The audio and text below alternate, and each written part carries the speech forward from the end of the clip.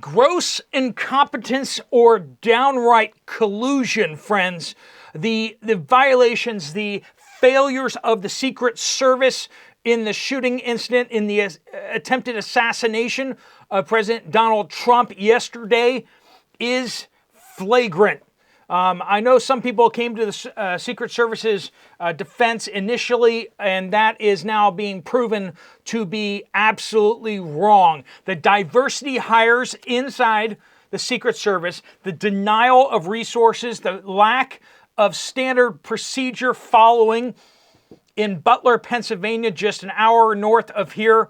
I'm getting at church today. I was talking with folks who knew folks who were there, folks who are near and close by there. This definitely hits close to home. The shooter actually being from Bethel Park, which some of the folks from my church actually are from. Thomas Matthew Crooks apparently is the shooter and has been confirmed by the FBI. So we do know that now, and though people are out there saying that he's a registered Republican, the simple fact is that he is a Democratic operative. Very clear, he switched his party affiliation to Republican in order to vote in the Republican primary to cause Donald Trump as much pain as possible. He was a donor and gave money to the Project Blue, right? The Democratic movement. He has voted in the past for Democratic candidates. This is very clear that we are not looking at a Republican here, but rather a Democratic operative.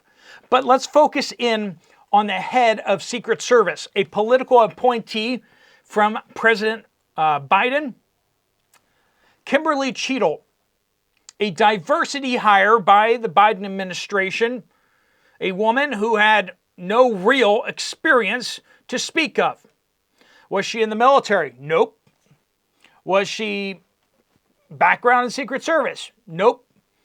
Protection details? Nope. What was her experience? She was senior director in global security. Okay, now that actually sounds pretty good, right? At PepsiCo. Or, as Elon Musk so eloquently put it, so before being in charge of protecting the president, she was guarding bags of Cheetos. Elon Musk has since deleted the tweet, but I have it, so we're all good there. Guarding bags of Cheetos to guarding presidents, and what was her number one priority when she got into office over the Secret Service?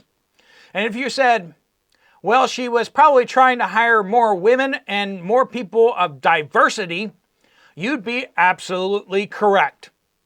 She is pushing hard not to keep presidents safe, but rather to have 40% of the recruits by 2030 being female. Yes, that's the priority here. And as I've watched some of these videos of President Trump getting from the stage down to his car, there are some troubling videos. There's one video, I'm going to try getting up here on the screen, where a female Secret Service agent can't seem to holster her weapon, which is a problem. I mean, if you guys know anything about range time, if you know anything about practice, that should be second nature. You should know exactly where your holster is, and that is an extension of you. If you can't put your hand in your pocket, friends,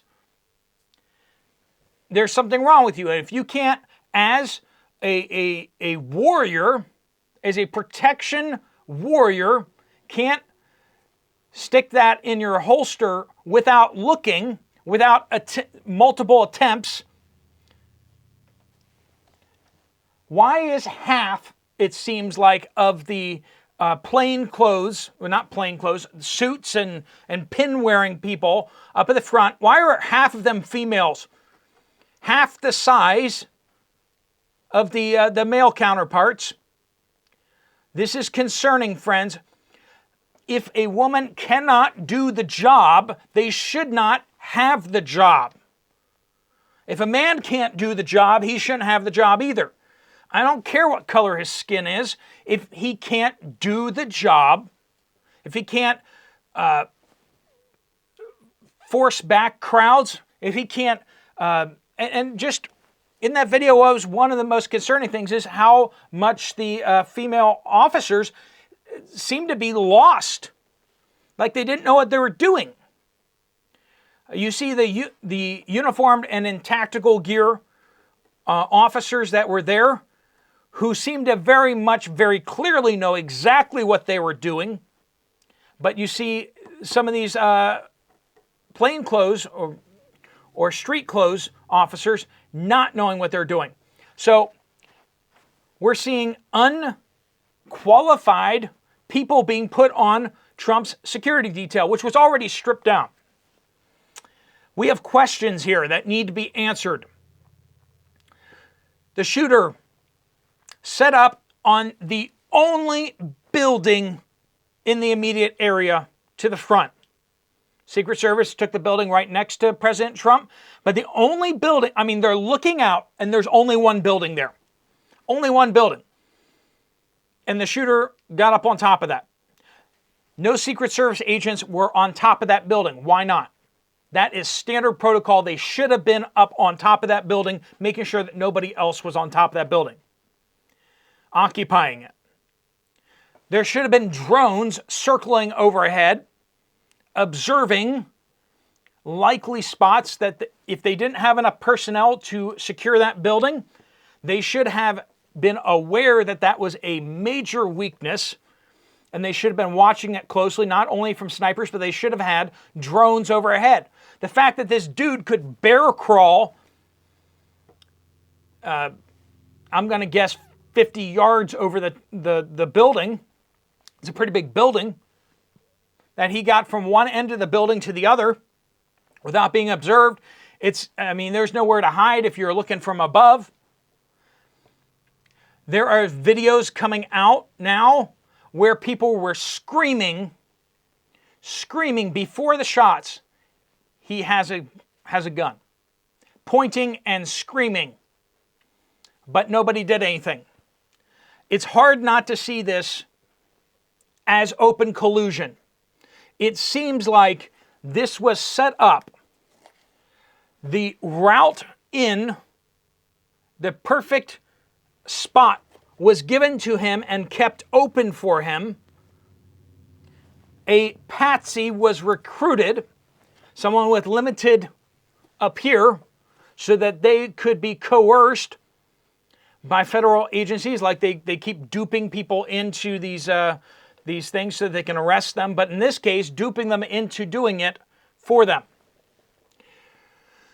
It's hard not to read it that way. I mean, how do you miss the only building there? 152 yards. That's you could say it's almost within a stone's throw. You'd have to be really working at it, right? Slightly longer than a football field if you count the end zones. If you count the end zones of a football field, that's 120 yards, right? This is 152 yards, so just slightly longer than that. That's how far we're talking about. We're talking really close, really close. The agents were like literally staring at the building. The crowd, and then behind them, the building. And that's the situation here.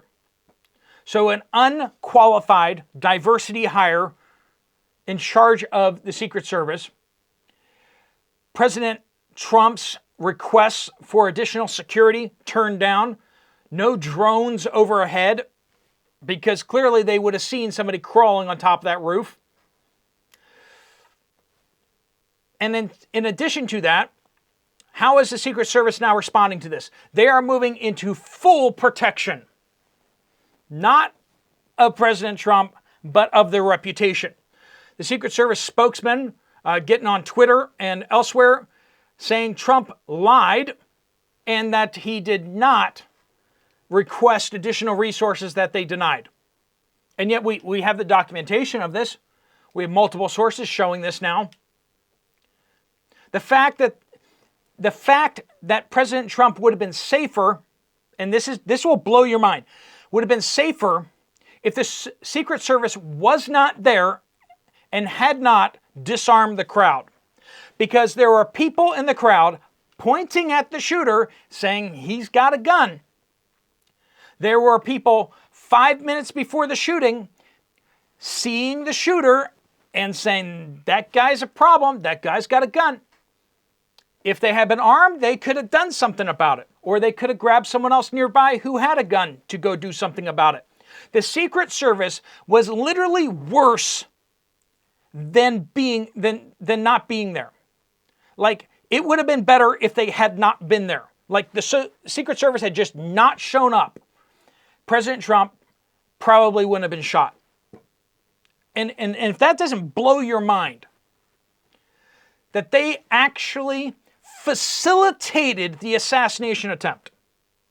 I'm not saying that the individuals necessarily did, okay? As I keep saying many, many times, okay?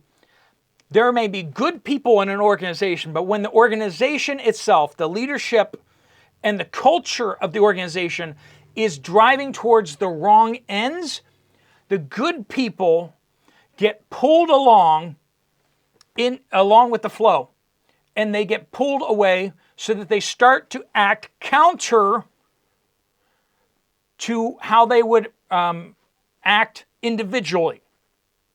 And that's what we're seeing here. Good men and good women, probably, who were trying to do good, were set up in such a way and led in such a way that they actually facilitated in the assassination attempt on Donald Trump. If they had not disarmed the crowd could have defended President Trump. This is why we have the Second Amendment. This is why we have it. Absolutely insane. And I'm not done yet. Corey Comparator, a former firefighter, died shielding his family from the gunfire. Heartbreaking. Now, we haven't heard about the others injured as of yet, but from a Facebook post from the family, we know that he died as he lived, as a hero, protecting others. And this is one of the things that nobody has said just yet. Everyone has essentially said, now I initially reported that it seemed like the shooter fired 5 shots. It's now generally understood that the shooter fired 8 shots and Secret Service fired 1 shot. And if you listen to the cadence of it, it seemed like they fired a couple aimed shots and then started spraying. It seemed like the first couple shots were aimed at President Trump. It seems like the following shots were fired into the crowd. And I haven't heard anyone say this yet. And I thought about this myself. The next time Donald Trump has a campaign rally, who's going to want to stand behind him?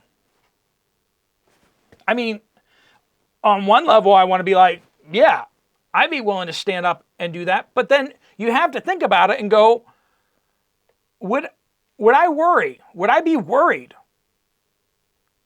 that maybe I am in the line of fire? And you have to admit that people who show up rallies from now on and get in the stands behind President Trump are going to have that go through their mind. And I think that was part of this. That it wasn't just going after Donald Trump. It was going after the people that follow him. President Trump has said this on numerous occasions. They're not coming after me. They're coming after you. And that's the truth. And you see all these statements out there that they're not just trying to take Donald Trump out. They're trying to take you and I out. Now, what do we do with all this? We need to pray. Clearly, we need to pray. How do we pull back from the brink of this? Can we pull back from the brink of this? We need God in the center of our nation again. People need to bow the knee to Jesus and not to a political party or a politician who tells them that the other side is the enemy. Right? We need to have one king that we all serve, and his name needs to be Jesus. Now, you may disagree with me on that point, but that is my belief and firm conviction. Beyond that, beyond prayer, when you see a storm approaching, you're a fool if you don't prepare. You're a fool. The Bible has numerous examples of conversations about getting ready. Now, the Bible's talking about getting ready for Jesus' second coming, getting ready for our judgment before God. But I think that they're pretty clear in the example that you need to be ready for what's coming, and that you're a fool. That's the point of the parables, is you're a fool if you don't prepare for what's coming. And you can take that practically to this day and age. We have a nation full of people who are not prepared for a hurricane. They're not prepared for a storm or a power outage. Power goes out and everybody starts freaking out. They don't know what to do. It's not like that doesn't happen. People go to the grocery store and it's wiped out, and they're like, I don't have any food at home.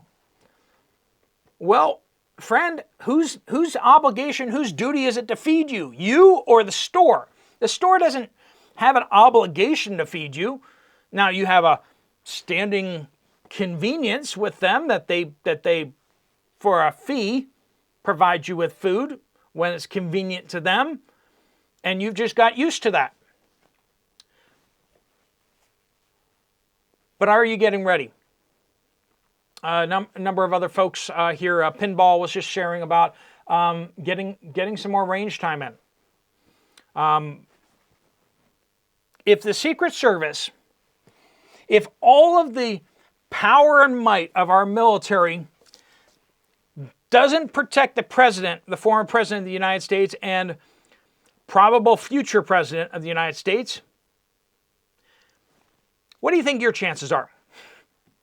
What do you think your chances are? I know a lot of people are like, well, the government will come and save me. Well, friends, how did the government do with Donald Trump yesterday? Didn't do a very good job, did they? How many agents do you have around your house protecting you? Probably not. Let's just say if something happens to you, most likely the police will get there after the fact. They're not there to protect you, so to speak. They're there to write up a log report on what happened. You know, if they can catch the person or whatever. But they're not a protection detail. They're a cleanup detail. Oftentimes in these Democrat-run cities, that's exactly what they do. They don't respond to crimes. They don't try to break up crimes. They show up after the fact and they write out police reports. And then when they file those police reports, the bureaucracy there tries to make them get lost. Get rid of them. Here's a quote from our esteemed Secret Service chief, the diversity hire herself, Kimberly Cheadle. This is a quote that I didn't share with before, but appropriate. She is determined to make opportunities for everyone in our workforce. That's encouraging, isn't it? Everyone. Isn't that great? Maybe you're 90 years old, a woman who's in a wheelchair. Even for you, there is a place for you in the Secret Service of the United States. Yes, that's what's important.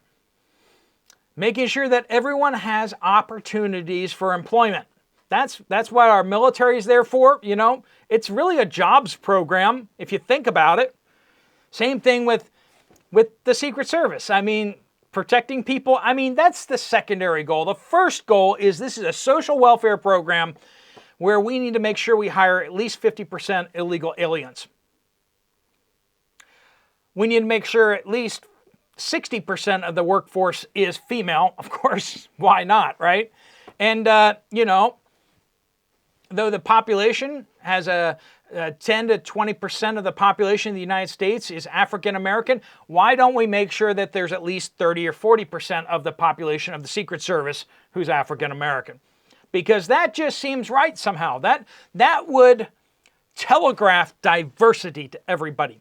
And we need to make sure, particularly the people up front, the people standing up on the stage with the president, in order to telegraph our diversity, we need to make sure the people standing in the front in the most critical roles are the most diverse. Yes, friends, that's why there was a woman on the stage. When you look at the SWAT team, the Secret Service SWAT team in full Kevlar and boomsticks and body armor, didn't see any women in there. But when it came to the people wearing the suits, yeah, the suits and the ruffles, standing right next to the president, plenty of women there. Plenty of women there. What does that tell you? It was a virtue signal. And the fact is, they should have gotten the president off that stage instantly. He had to duck for cover himself. And once he did that, the protection detail kept him in the line of fire. Why? Nobody has the answer to that. Protocol after protocol after protocol was violated. And if we want to put the biggest smile on it we possibly can, you could say gross incompetence and lack of resources that were stripped by the Biden administration itself. And in the end, as I've said before in this video, the scary thing is that the Secret Service actually made the president less safe. Was that gross incompetence, or was it intentional? Time will tell on that one, friends. Of course, you'll never hear that from the mainstream media. All right, friends, I will keep you up to date on things that break. I think we've gotten most of the things out there. We talked about the shooter, Thomas Matthew Crooks. And we've talked about those things. I think we're starting to wrap up to basically we know basically what we're going to know until the full report comes out, which will be severely redacted, just like the JFK assassination files. We'll see them in 2258 or something like that. Just like we'll see the JFK files somewhere around that time too. All right, friends, for the most transparent administration in the history of the United States, according to Joe Biden, I'm sure we won't hear anything whatsoever. If you want to check out another video from this channel, there's one right up here. I'll see you over there, or I'll see you guys later. Steve Poplar of the Poplar Report, out.